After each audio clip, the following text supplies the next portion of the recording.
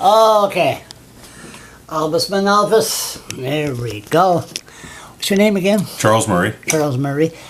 Ombudsman, you said something this morning. I heard you on the radio. And I've been fighting this. I've been asking questions for about a year now about inmates dying behind bars. And, shit happens. Move on. And are you concerned about that? Well, I think that sometimes accidents occur and sometimes people die from natural causes, but the concern that I have, which was raised in that story, is that in a lot of these cases we don't give any details to the public to help us understand what took place. So we know some of these deaths are a result of suicide. That raises certain questions about whether or not we're treating people's mental health needs. And I think we need to have a more openness and transparency if we're going to assess how big a problem that is. Maybe it's an isolated problem. I suspect it's a much larger problem, but let's have a conversation about that and find out what the truth of it is.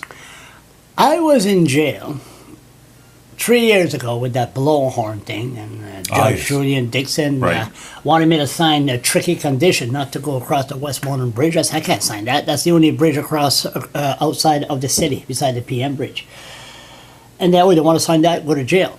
And I arrived there, and I'm telling you, the air was dry. I got asthma, and I was coughing like crazy. Every time I fell asleep, I was cough. The prisoner says, hey, he's coughing. They just ignore me. I mean, why are we allowing this to happen? Then the government says, well, under the Privacy Act, we're not allowed to discuss this case, but isn't the government responsible for the inmates that's behind bars? Sure. So there's two aspects to that. One is that as an institution, which is designed to ensure the security of the people that work there, it's not like other places. So it's built to a certain standard, which often stresses the security above the safety or comfort and the long-term health of people, if you want to look at it that way. So we're more interested in making sure these people don't escape and don't assault guards and that sort of thing, as opposed to making sure they don't do harm to themselves or making sure that the air is good. Those are kind of longer-term concerns. So that's one aspect of it. The other thing is that I think sometimes as a society, we don't recognize the people in jail as being people in our care. We tend to think of them sometimes as people who we're punishing. They deserve to be there because they did something to put themselves there. And if in a situation where we might have compassion for somebody else, we lack the compassion for them. So we say, well, maybe it's not the best. Well, that's too bad. They're there for a reason and they're just going to have to tough it out. I understand that instinct, but we should be thinking of this in terms of how can we do better in terms of providing for that person such that when they come back out into society, they'll succeed out in the society. So if we're not addressing their mental health or their physical health, eventually they're going to be released, and that's going to become all our problem at that point. So it's very short-sighted when we say to ourselves, okay, well, we don't need to deal with that because they're in jail. That's a very short-sighted approach. That doesn't serve anybody. They were forced to sign a peace bond, and they were breach of peace bond, and they're in jail for 6 months. Right. And next thing you know, well, don't break the law, then everything will be fine. But that's another issue we could go on for hours, the justice system and the way people end up in jail. But I'm very, very like Caroline Warnock that died in the Mission jail. And, 26 years old, okay, she was waiting, a breach of her condition, and then she was waiting for a trial for robbery. She was no saint. But a friend of mine was in the cell next to her, and she complained, and nothing was done. But then Serena Perry, remember her in St. John? The family had to fight, and lawyers to have an inquest or an inquiry to find out what happened. Does it come down to money? Well, there's always an issue with that. One of the problems I think we have in the system is that we sometimes think about the money we spend on corrections as an envelope. And if we take money out, then we don't have it for something else. So sometimes when the issue of mental health funding is raised, we say, yes, but where would we find that money? Money. So we say to ourselves, well, we can't compromise on security. We only got this much budget, but in my mind, that's the wrong way of looking at it. You know, when someone needs in a jail breaks their leg, we don't say, well, the money we spend on patching their leg up, where are we going to get that money from? I mean, that's a cost that we have to absorb because they're in our care. And you say, I mean, they're not saints. Well, how many saints do you know? I don't know very many saints. The question is, if someone has done something to put themselves in jail, does that absolve us of our responsibility to treat them fairly and with compassion? I say no. I say those are people in need. And you look at issues of bonds and this sort of thing. I remember from my time in criminal practice, one of the judges that I used to appear in front of all the time would talk to someone and say, you know, maybe they had an incident and alcohol was a factor in the incident. It often is. And he would say to the person, do you have a problem with alcohol? Are you an alcoholic? And I would always say to my client, I need you to answer that question honestly, because if the honest question of that answer is yes, then the judge will respond to that, right? And what the judge would say is, look, if you're an alcoholic, I'm not going to make an order that you abstain from alcohol, because I know you're not going to be able to follow that order. And I'm just setting you up for failure if I say you absolutely abstain from alcohol. Now, if you're the kind of person who, when you drink, makes bad decisions, then for the next 3 months, I am going to tell you not to drink at all, right? I'm going to make that. And it's the same thing with some of these issues where people have mental health issues. You can't issue an order to them and say, well, I'm going to ask you to do something, or I'm going to require you to do something when you know with their mental health it's unlikely they're going to succeed in that. You're just setting yourself up for a revolving door. Yeah. And at no point are those people getting access to what they really need, which is help for their mental health issues. In some cases, the criminality is really a secondary thing. Their primary issue is mental health or addictions or a family history of abuse, or these kind of long-standing issues. And the criminality is a symptom of that problem as opposed to the primary thing. But if we look at those people as solely as criminals, we're not going to rehabilitate them. We're not going to make our communities safer. We're not going to make the jail safer. And let's not forget, I remember the last federal election, we went around and tried to get some people to vote homeless. Yes. Street people. Right. And and then they look and say, what, am I allowed in that building? Mm-hmm. Yes, sure. You mean I'm allowed to vote? Mm-hmm. So that's what society, they look at them, okay, like you said earlier, they just die, okay, who cares? Mm-hmm. And I think in other provinces, don't they have inquests or inquiries? There are some provinces where there is a mandatory coroner's inquest when someone dies in custody. And that's certainly something I think New Brunswick could look at. It would have the advantage of getting us out of this secrecy and silence around this. And that doesn't mean we need to plaster all the details about the person's private life on the front pages of the paper. We don't need to go all the way in the other direction. But from my mind, I think we're going too far now in terms of not having an open and honest conversation about what's happening. Because people like me, they got way too much time in their hand, could turn around and say this is a new way to execute people, execute troublemakers, just put them there and say, well, his heart just stopped. Tough luck. Bingo. Well, turn the page. If we understand our role is that we have custody of these people, they're in our care, then there's a responsibility on us to make sure that they get what they need. And that doesn't just mean 3 square meals a day and access to a washroom and a shower. That also means treatment for what their needs are. And if one of the things that we're seeing, obviously being in jail is a very stressful atmosphere.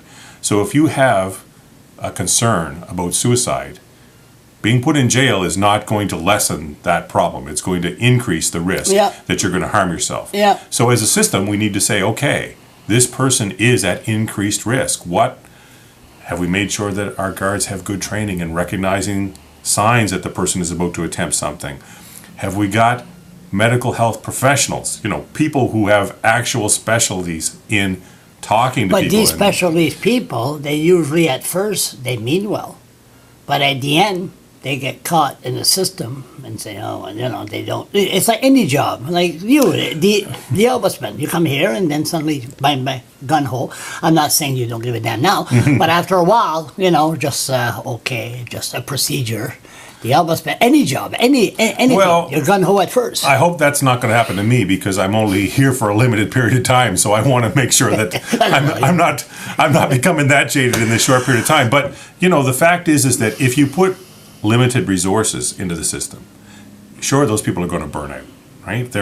Because they're going to be overwhelmed with the caseload. They're going to be dealing with things on an institutional basis. They're going to be doing all the paperwork. But if you staff it adequately, the people who are drawn to that field are people who are really legitimately interested in helping people.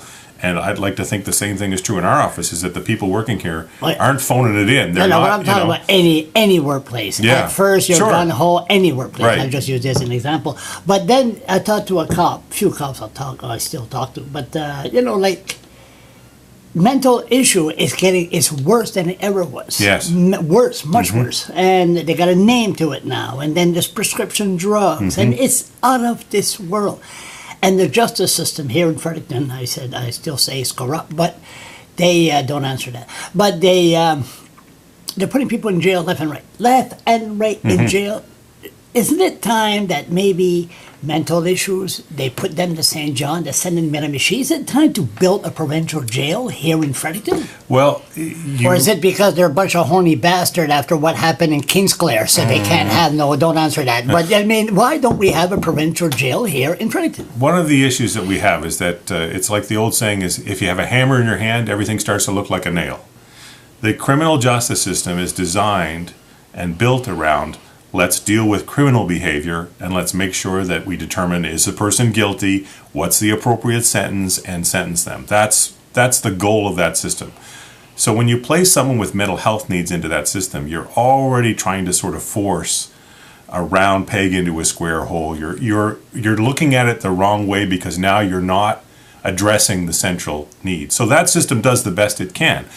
If you show up and you have stolen some items, obviously, the system that is in place to make sure that, thieves are identified and sentenced is going to do the exact same thing to you.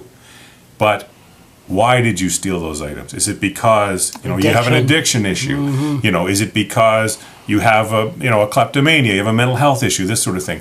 The system isn't designed for that. And that's where we have to say to ourselves, okay, if there's an answer to this, it's going to be to get rid of that silo and to build more mental health capacity and to start to recognize these people for what they are. And you could bring a horse to water and know the rest. And there's a guy that I know, I'll mention his name, the guy that assaulted me, Mike Godet.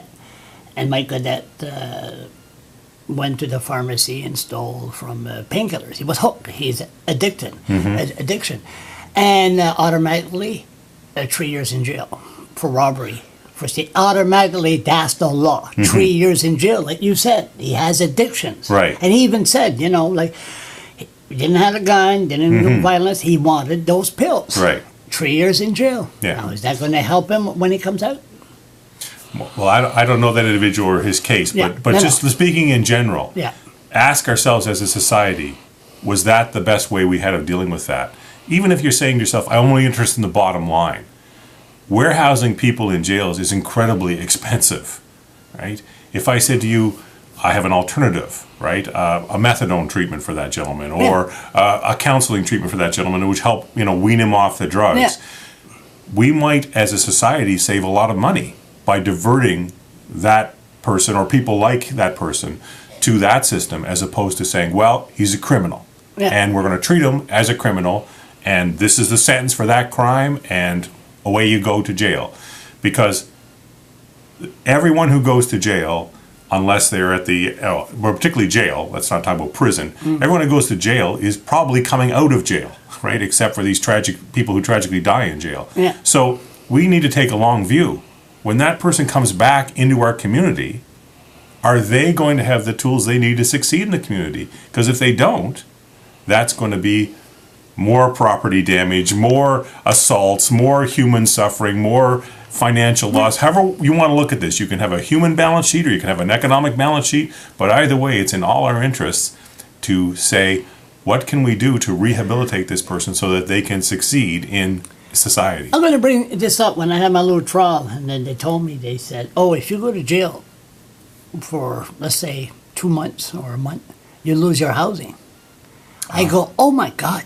You mean I have to remain silent? so I don't want to lose my housing. So you got housing, you're set up, then suddenly something happens. Then you come out, well, tough luck. Then you got to start all over again. Right. They take everything from you, clear everything, and then, you know, you used to have a place to go. But they said, nope, sorry, you got to go to shelter or ta-ta. And, you know, it's very... I don't think they help enough people that leave. But once again, these people don't vote, so people don't give a damn. Right.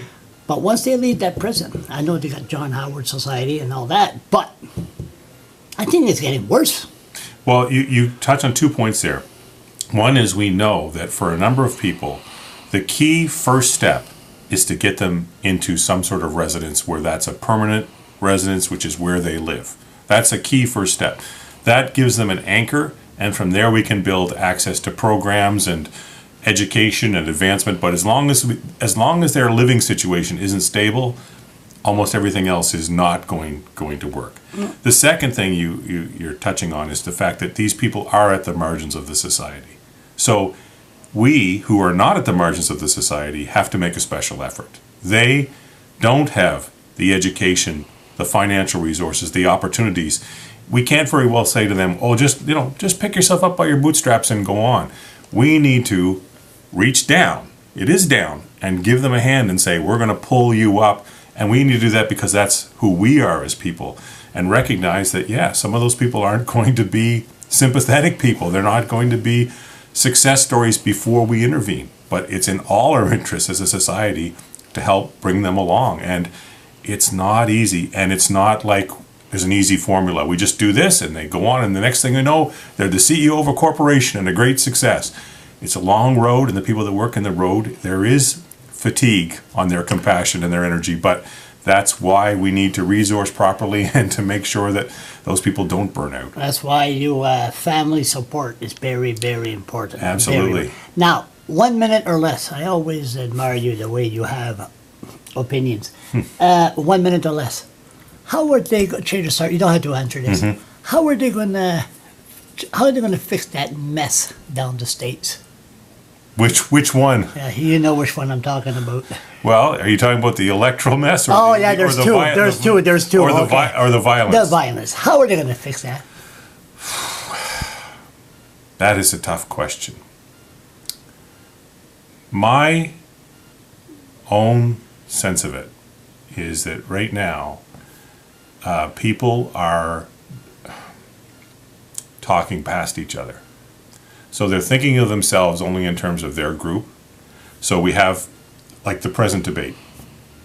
Do Black lives matter or do all lives matter, right?